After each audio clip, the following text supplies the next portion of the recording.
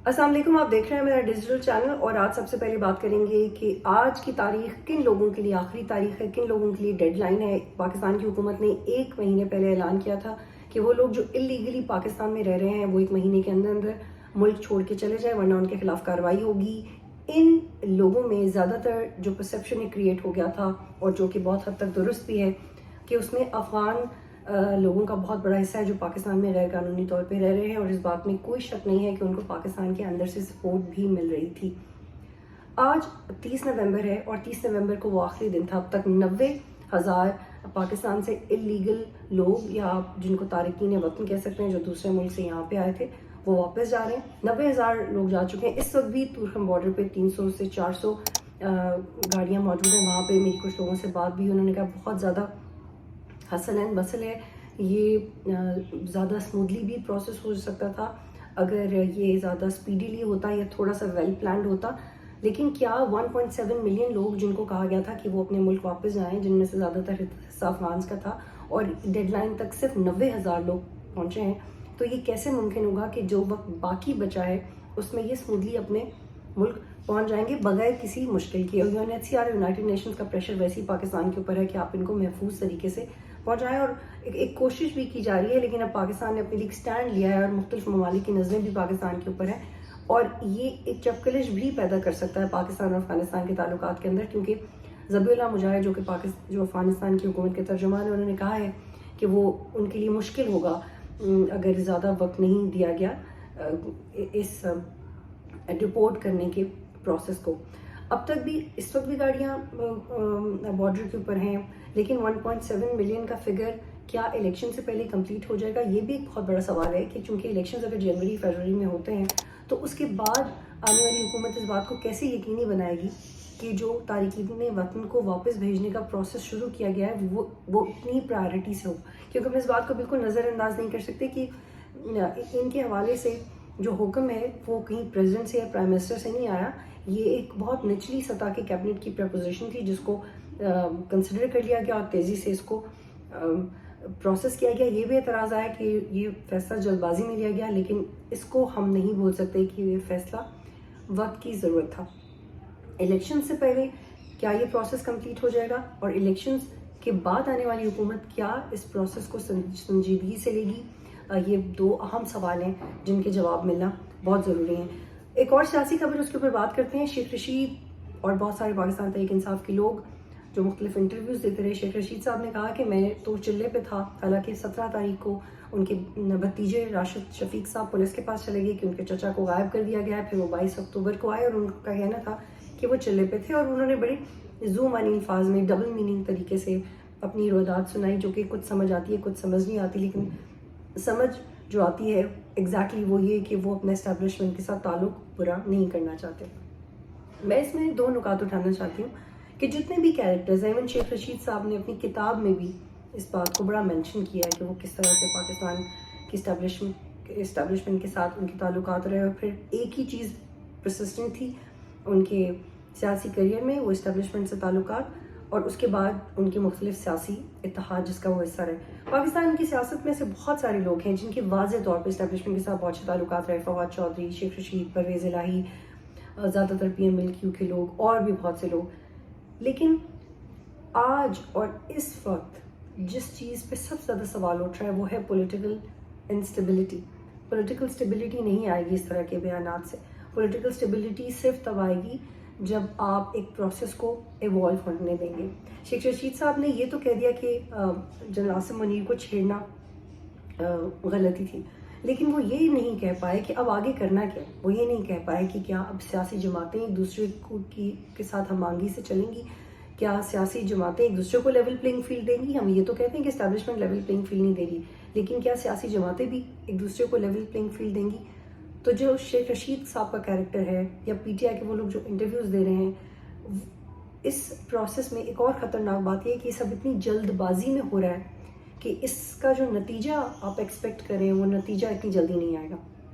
वो नतीजा अगर ये है कि इदारों का एक दूसरे के ऊपर भरोसा हो जाए, वो नतीजा अगर ये है कि सबको जमहूरियत समझ लिया जाए, वो नतीजा अगर ये है कि किसी भी तरह मईशत बहाल हो जाए, तो ऐसा नहीं होगा, क्योंकि ये सब बहुत जल्दी में हो रहा है। اور اس میں لوگوں کا جو اعتماد ہے، خاص طور پر جو سیاسی جماعتوں کا اعتماد ہے، وہ بہت نیچے چلا گیا.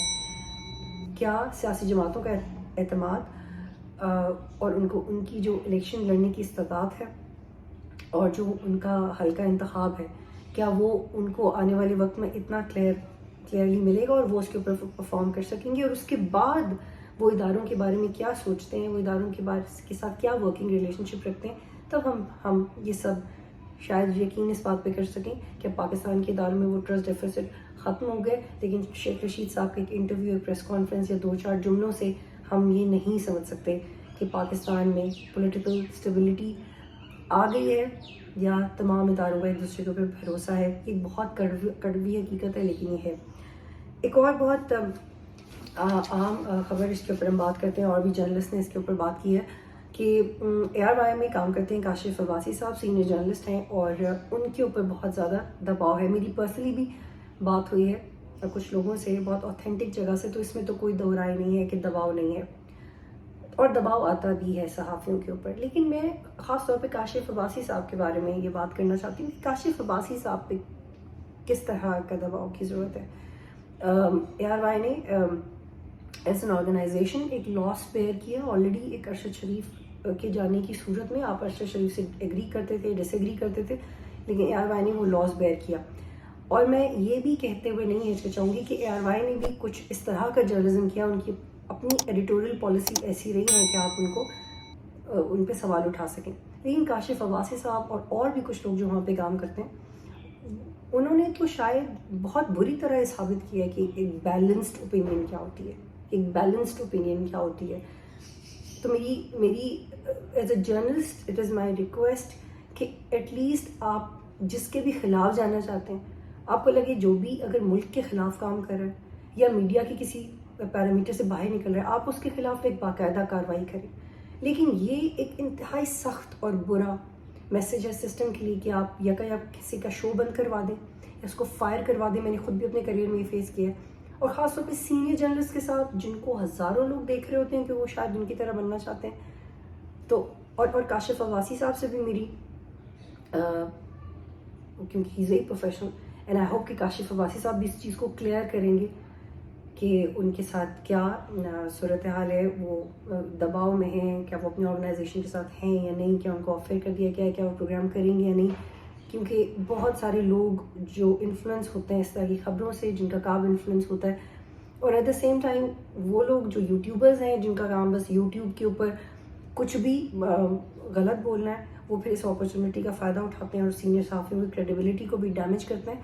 ہم میں سے بہت سارے لوگ نہیں چاہتے کہ کاشف عباسی صاحب ہمیں اسکرین پہ نظر نہ آئے، لیکن ایٹ لیسٹ کاشف عباسی صاحب کی طرف سے ایک تھوڑا سا میسج آنا بڑا ضروری ہے.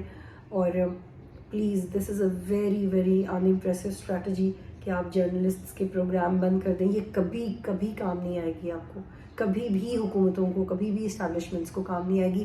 ہاں یہ ضرور آپ کے کام آئے گا کہ آپ کسی کے خلاف کورٹ میں جائیں، ثابت کریں، پھر اس بندے کو لٹکا دیں. لیکن this is not going to work for Pakistan at all. اور آخر میں ہم بات کرتے ہیں کہ اسرائیل نے فلسطین کے اوپر جنگ بندی کرنے سے بالکل اپنے آپ کو روکا ہوا ہے. تقریباً 8000 سے زائد لوگ مارے جا چکے ہیں. سعودی عربیہ اور امریکہ کے درمیان پھر کوآرڈینیشن شروع ہو گئی ہے ان تمام مسائل کو لے کے. لیکن تب تک کچھ نہیں سکتا جب تک کوئی ان پاپولر ڈیسیژن آئے. ریسنٹلی ٹرکی کی طرف سے اسٹیٹمنٹ آئی کہ جی اسرائیل کا تیل بند کر دیا جائے گا. بالکل اسرائیل کا تیل بند کر دیں، وہ تمام پروڈکٹس کا بائیکاٹ کر دیں. اگر آپ میں سے بہت سارے لوگوں کو نہیں پتا کہ کون سے پروڈکٹس ہیں جن کو اسرائیل کی سپورٹ حاصل ہے یا اسرائیلی میڈ پروڈکٹس ہیں، آپ گوگل کریں، آپ کو سب پتہ چل جائے گا. آپ 1 by 1 کر کے ان سب کو بائیکاٹ کریں. ایز اے نیشن یہ کریں، ایز اے ہیومن یہ کریں. آپ صرف یہی کر سکتے ہیں کیونکہ آپ یونائٹڈ نیشنز نہیں ہیں، آپ UNHCR نہیں ہیں، آپ یونائٹڈ نیشنز کی سیکورٹی کاؤنسل نہیں ہیں، آپ امریکہ نہیں ہیں، آپ رشیا نہیں ہیں، آپ چائنا نہیں ہیں.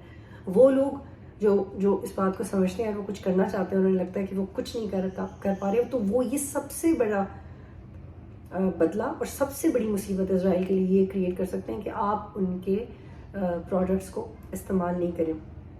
$30 بلین کہ اسرائیل نے اپنی فارن کرنسی بیچی تھی جس وقت حماس نے اسرائیل کے اوپر اٹیک کیا تھا 2 دن کے اندر. تو ابھی تو 24 دن ہو گئے وار کو. بڑا آسان ہے کہ آپ اسرائیل کو معاشی طور پہ ڈیمیج کر سکیں. لیکن اٹس جسٹ دیٹ کہ ہم ایز اے سوشل میڈیا کتنا مضبوطی سے بہیو کرتے ہیں اور ہم کتنا سیریسلی اس کو پرسو کرتے ہیں. جارڈن میں، فرانس میں کہاں نہیں ہو رہے پرو پیلسٹینین پروٹیسٹ. آپ لوگ یہ ضرور کریں، بہت ضروری ہے. لیکن ایٹ دا سیم ٹائم ایک ایک کر کے اسرائیلی پروجیکٹس کا بین کریں.